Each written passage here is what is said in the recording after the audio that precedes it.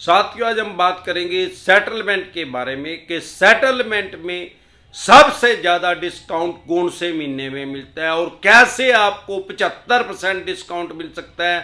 Principal का 75% discount, चाहे इन्होंने ब्याज प्लंटी जुर्माना लगा के 500 करोड़ का रखे हो, वो सारे हटा देंगे। और प्रिंसिपल का 75% डिस्काउंट आपको कैसे मिल सकता है।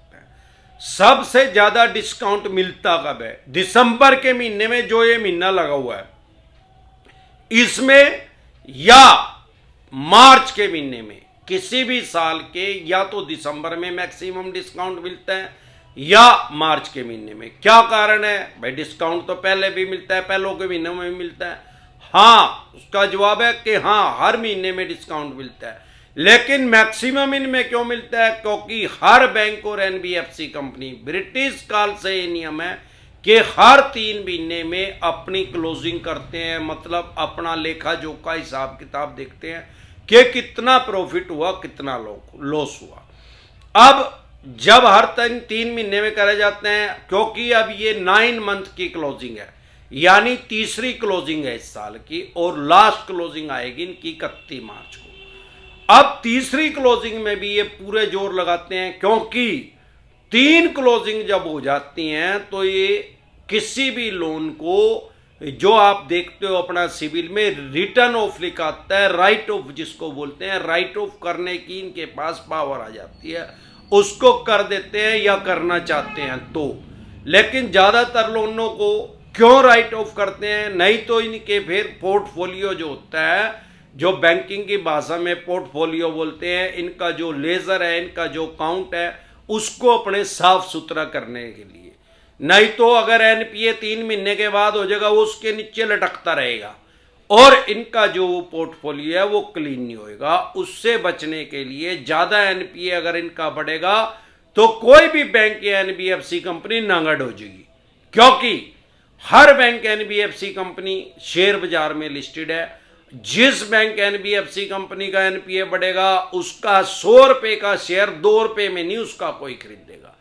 इसलिए ये अपने आप को नंगड होने से बचाने के लिए, अपनी फाइनेंशियल डेथ होने से बचाने के लिए लोगों के लोन को राइट ऑफ कर देते हैं। ज्यादातर 2, 4, 5 लाख रुपए तक के लोन को राइट ऑफ करते हैं, क्यों? जो अमाउंट इनके हिसाब से कम होता है। अब बहुत से कमेंट हमारे यूट्यूब चैनल पे आते हैं जो डिसेंट एडवाइस के नाम से है कि सर कितने अमाउंट को बैंकिंग की भाषा में कम कहते हैं। भाई, किसी बैंक के लिए तो 1 लाख रुपए भी ज्यादा है और किसी बैंक के लिए 5 लाख रुपए भी कम है। हमारे देश में 100 से भी ज्यादा बैंक एनबीएफसी कंपनी काम कर रही है। सबकी पॉलिसी अलग अलग है, ये खुद से इंटरनल पॉलिसी बनाते हैं और टाइमली उसको चेंज भी करते रहते हैं, रिव्यू भी करते रहते हैं। अब क्योंकि 9 महीने हो गए हैं इस साल को, वैसे तो 12 महीने हो गए इस साल के, लेकिन फाइनेंशियल ईयर के 9 महीने बीतने वाले हैं दिसंबर में, क्योंकि फाइनेंशियल ईयर जो है वो 1 अप्रैल से शुरू होता है और 31 मार्च को वो खत्म होता है। ब्रिटिश काल से नियम बना रहा है और कितनी सरकारें आके चली गई, किसी ने भी इसको नहीं बदला। 31 दिसंबर को हमारा साल चेंज हो जाता है, पर फाइनेंशियल ईयर जो है 31 मार्च को ही चेंज होता है। अब क्योंकि 9 महीने होने वाले हैं, तो या तो ये आपको लोन को राइट ऑफ करने की कगार पे आ गया, तो इस वजह से उसमें ये मैक्सिमम डिस्काउंट देते हैं। या 31 मार्च को मैक्सिमम डिस्काउंट क्यों मिलता है? भाई, वो तो ईयरली क्लोजिंग है, उसमें तो किसी के 9 महीने हो गए तो वो 12 ही महीने हो जाएंगे, और जिसका जून में भी अगर डिफॉल्ट हुआ है तो उसके भी 31 मार्च तक 9 महीने हो जाएंगे। तो अपने पोर्टफोलियो को साफ सुथरा रखने के लिए ये मैक्सिमम डिस्काउंट देते हैं और 75% तक भी डिस्काउंट मिलता है। लेकिन सेटलमेंट करने से पहले सेटलमेंट डिसेंट एडवाइस लिख के जरूर वीडियो देख लें, क्योंकि लाखों आदमियों को पागल फुद्दू पढ़ाया जा रहा है सेटलमेंट के नाम पे। 54 छापों के द्वारा फेक सेटलमेंट लेटर इशू कर दिया जाता है और फॉर एग्जाम्पल 25% में कर दिया, 75% डिस्काउंट दे दिया, और वो 25% पैसे लेने के बाद बाकी के जो 75% हैं और उनका ब्याज प्लंटी जुर्माना, फिर वो दूसरे 54 छाप आपके पीछे लगा दिए जाते हैं और वो 54 छाप इनकी जो 54 छापों की है सैलरी नहीं होती इनकी भिखमंगों की कभी भी। इनको कमीशन पे रखा जाता है, बैंकिंग की भाषा में इसको इंसेंटिव बोलते हैं। तो इन भिखमंगों की 15 से लेके 35% तक कमीशन होती है। अब वो 15 और 35% का स्लैब क्या है भाई, जितना पुराना लोन होगा, जितनी ज्यादा ईएमआई किसी की डिफॉल्ट हो जाएगी, जितना ज्यादा ड्यूरेशन लंबी हो जाएगी, ज्यादा लंबा टाइम हो जाएगा, 1-1.5 साल हो जाएगा, तो इनकी कमीशन बढ़ती जाती है, 35% तक भी हो जाती है। अगर लोन कोई राइट ऑफ हो गया और फिर भी ये भिखारी पीछे पड़े हुए हैं, तो आप समझ लो कि इनकी कमीशन अब मैक्सिमम पे चली गई है।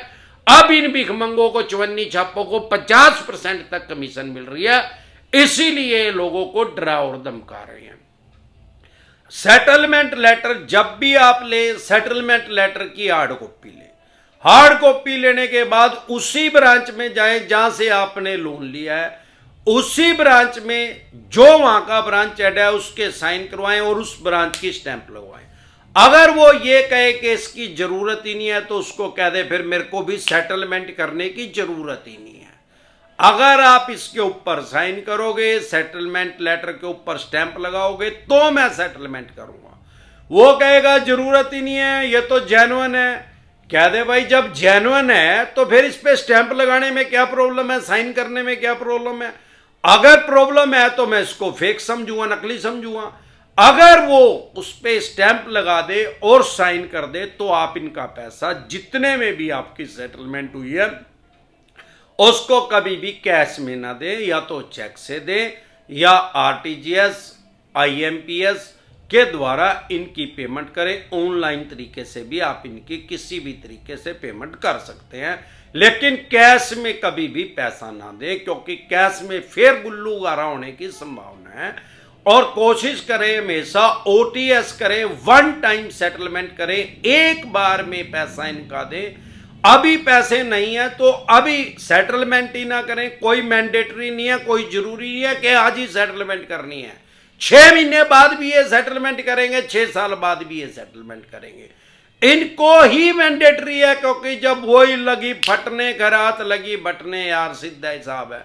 जब आपकी जेब में पैसे हो, गांठ में कहते हैं, जब आपकी गांठ में जेब के अंदर पैसे हो और पूरे पैसे हो जितने में आप सेटलमेंट कर रहे हैं, तब आप सेटलमेंट करें। कभी भी ईएमआई में सेटलमेंट ना करें, क्योंकि 99% आदमियों से ईएमआई में सेटलमेंट अगर वो करते हैं वो दिया नहीं जाता। ये आपके दिमाग से खेल रहे हैं। फॉर एग्जांपल आपकी ईएमआई 20,000 रुपए की है और आपका 10 लाख का लोन है, अब उसको ये 2.5 लाख में सेटलमेंट कर रहे हैं, और आपकी ईएमआई जो है सेटलमेंट की वो 50,000 रुपए भी ना कर रहे हैं। इनको पता है कि 20,000 रुपए तो इससे भरे नहीं जा रहे थे, अब 50,000 इससे भरे नहीं जाएंगे। किसी का तरीके से आप यार प्यारे रिश्तेदारों से इधर उधर से इकट्ठे करके आपने 1, 2, 3 किस्त की दे भी दी, 1.5 लाख रुपया दे भी दिया। चौथी ईएमआई अगर एक दिन भी लेट होगी तो वो 50,000 रुपए भी ले लेंगे और उसको सेटलमेंट लेटर को कैंसिल कर देंगे कि भाई जो उसमें टर्म कंडीशन लिखी गई थी वो आपने उसको माना नहीं, आपने उसको तोड़ दिया। आप ये नहीं कह सकते कि मेरी एक ही दिन लेट हुई थी, उसको कोई सुनवाई नहीं होगी, वो 2 लाख रुपए भी आपके ब्याज प्लंटी जुर्माने में काट दिए जाएंगे। ये सावधानी अगर आप बरतेंगे तो आप 75% तक डिस्काउंट ले सकते हैं। आपको ये साइकोलॉजिकल प्रेशर मिलेंगे, बहुत ज्यादा ब्याज प्लंटी जुर्माना उसके ऊपर लगाएंगे, लगाते रहने दे, कह दे 500 करोड़ रुपए लगा दे इसमें और लेके दिखा। अरे भाई पैसे होते इनके पैसे दे दे, नहीं पैसे हैं तो राहु केतु ग्रह तो क्या करेगा, दुनिया का कोई ग्रह धरती पे आके आपका कुछ नहीं बिगाड़ सकता। गब्बर सिंह ये कह के गया, जो डर गया वो मर गया। साथियों, अगर आप हमारे साथ नए जुड़े हैं और आप मुझे फेसबुक पे देख रहे हैं तो हमारा एक चैनल है यूट्यूब पे डिसेंट एडवाइस के नाम से, क्योंकि हजारों आदमी हमारे साथ हर रोज नए जुड़ जाते हैं। तो अगर आपको या आपके किसी भी यार प्यारे रिश्तेदार को लोन से रिलेटेड कोई भी दिक्कत परेशानी समस्या अगर आ रही है तो YouTube के सर्च के ऑप्शन में जाके वो प्रॉब्लम लिखें। जैसे ही आगे डिसेंट एडवाइस लिखेंगे तुरंत प्रभाव से आपकी समस्या का समाधान हो जाएगा, क्योंकि वहां पे मैं लगभग 2000 वीडियो लोन से रिलेटेड डाल चुका हूं। ऐसी कोई भी समस्या नहीं है, सारे देश के किसी भी कोने में किसी भी तरह का आपका लोन है, ऐसी कोई प्रॉब्लम नहीं है जिसका समाधान मैंने नहीं दिया है, क्योंकि लगभग 2000 वीडियो डलने वाली है। जो भी आपकी प्रॉब्लम है उस टॉपिक पे मैं ऑलरेडी वीडियो बना चुका हूं। साथियों, दो तरह के नोटिस को कभी भी अवॉइड ना करें, एक 138 का चेक बाउंस का और एक सरफेसी एक्ट 2002 के अकॉर्डिंग अगर आपके पास नोटिस आ रहा है। चेक बाउंस के नोटिस को अवॉइड करेंगे, उसको हल्के में लेंगे, इग्नोर करेंगे तो आपको 14 दिन के लिए न्यायिक हिरासत में जाना पड़ सकता है, 14 दिन के लिए आपको जेल में जाना पड़ सकता है। 99% तो फेक नोटिस चवन्नी छाप भेजते हैं। फेक नोटिस डिसेंट एडवाइस लिख के वीडियो देख लें, आपको पता लग जाएगा कि नोटिस जेन्युइन है क्या फेक है। फिर भी अगर आपको नोटिस जेन्युइन लग रहा है तो ई कोर्ट लोड कर ले। सारे देश की कोर्ट जो है ऑनलाइन हो चुके हैं। ई कोर्ट लोड करके उसको चेक कर ले, आपको अच्छे से पता लग जाएगा कि आपके ऊपर केस हुआ है क्या नहीं हुआ है। अगर हुआ है तो ये बेलेबल ऑफेंस है, जमानती अपराध है। चेक बाउंस का तुरंत प्रभाव से इसमें जमानत मिल जाएगी। लेकिन अगर आप इसमें जमानत लेते ही नहीं, इसको इग्नोर करते हैं तो आपका नॉन बेलेबल वारंट इशू हो जाएगा। फिर भी नहीं आप जाते तो आपको पीओ घोषित कर दिया जाएगा, कोर्ट से भगोड़ा घोषित कर दिया जाएगा। फिर जरूर पुलिस का प्रावधान है, फिर पुलिस आपको अरेस्ट करेगी और उसी स्टेट की जेल में आपको बंद कर दिया जाएगा जहां से आपका चेक बाउंस का समन इशू है जिस कोर्ट से। तो इसको कभी भी इग्नोर करें। दूसरा, अगर सरफेसी एक्ट के अकॉर्डिंग नोटिस आपके पास आ रहा है 13(2) का, 13(4) का, 13(2) का, 13(4) का, सिंबॉलिक पोजीशन का, फिजिकल पोजीशन का या डीएम साहब का, इसको कभी भी इग्नोर ना करें। नहीं तो अगर आप इसको इग्नोर करेंगे, हल्के में लेंगे तो अपना मकान, दुकान, जमीन जायदाद, फैक्ट्री, कारखाना, स्कूल, कॉलेज, बंगला, कोठी या शोरूम जो भी आपने मॉर्गेज करके, गिरवी रख के, रहन रख के इनसे पैसा लिया है, उसकी ये एक्शन कर देंगे, बोली कर देंगे, सेल कर देंगे, उसको कबाड़ी के रेट में, स्क्रैप के रेट में उसको बेच देंगे। लेकिन अगर आपको अपने राइट्स और अधिकार पता है तो आपको ये प्रॉपर्टी को आप अपनी कानूनी रूप से उसको बचा सकते हैं। अगर आपका केसीसी का लोन है, खेती किसानी से संबंधित कोई लोन है, तो उसके ऊपर सरफेसी एक्ट इंप्लीमेंट नहीं होता, लागू ही नहीं होता। अगर आपका 20% से पैसे कम रह गए हैं देने इनके, तो भी आपके ऊपर सरफेसी एक्ट इंप्लीमेंट नहीं होता, लागू नहीं होता। अगर 50% से ज्यादा पैसे आपके इनके जा चुके हैं तो आप इनके खिलाफ डीआरटी में जा सकते हैं, ये भी कोर्ट का ही नाम है। इसके अलावा भी आप अपनी लीगल तरीके से प्रॉपर्टी को बचा सकते हैं। जैसे फॉर एग्जांपल, अगर आपकी प्रॉपर्टी की वैल्यू 3 करोड़ रुपए है और आपने देने इनके 1 करोड़ रुपए और ये उसको 1 करोड़ रुपए में एक्शन बोली करने की कोशिश कर रहे हैं, एक नोटिस इशू करो इनको कि भाई जो मेरी प्रॉपर्टी है, जिस लोकेशन पे है, जितने गज की है, जितने स्क्वायर फुट की है, मकान है, दुकान है, फैक्ट्री है, कारखाना है, या आपका कोई फ्लैट है, जिस लोकेशन पे है, जिस सोसाइटी में, उतने स्क्वायर फुट का, उतने बीएचके का 2 आदमियों का एफिडेविट लेके आओ कि वो 1 करोड़ रुपए में बेचने के लिए तैयार हैं। अगर ये वो लेके नहीं आ सकते क्योंकि ना 9 मन तेल होगा, ना राधा नाचेगी, तो इनको बोलो भाई फिर तो मेरी प्रॉपर्टी की कीमत 3 करोड़ है, 3 करोड़ में सेल करके अपने 1 करोड़ ले लो और 2 करोड़ रुपए मेरे को दे दो।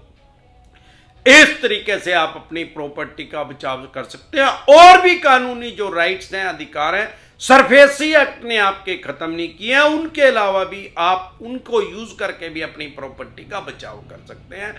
जैसे ही सरफेसी एक्ट के अकॉर्डिंग आपके पास नोटिस आए 13(2) का या 13(4) का, तुरंत प्रभाव से लीगल एडवाइस लें। अगर आप हमारे साथ टेलीफोनिकली जुड़ना चाहते हैं, पर्सनल मीटिंग करना चाहते हैं, फिर आपका लोन 2 करोड़ का है, 5 का, 25 का, 50 करोड़ का है, जितने भी करोड़ का, आपके पास सरफेसी एक्ट के अकॉर्डिंग नोटिस आ रहा है 13(2), 13(4) symbolic position, physical position DM साहब का, या 138 नेगोशिएबल इंस्ट्रूमेंट एक्ट 1881 का, या पेमेंट एंड सेटलमेंट एक्ट 2007 का, या आर्बिट्रेशन एंड कंसोलेशन एक्ट 1996 का, या रिकॉल नोटिस आ रहा है, या अन्य किसी भी तरह का कोई भी नोटिस आपके पास आ रहा है, लोन से रिलेटेड जो भी प्रॉब्लम है, वो सभी लेके आप मेरे से पर्सनली मीटिंग कर सकते हैं, पर्सनली एडवाइस ले सकते हैं, या टेलीफोनिकली भी एडवाइस ले सकते हैं। हमारे साथ जुड़ने क्या प्रोसेस है, आपकी स्क्रीन पे कमेंट बॉक्स के अंदर एक नंबर आया हुआ है 9306347314। इस नंबर को सेव करके व्हाट्सएप मैसेज करें, तुरंत प्रभाव से रिप्लाई आएगा कि कैसे आप हमारे साथ टेलीफोनिकली जुड़ सकते हैं या पर्सनल मीटिंग कर सकते हैं। एक बार जोर से मिलकर नारा लगाएंगे, जय ससुराल वालों की।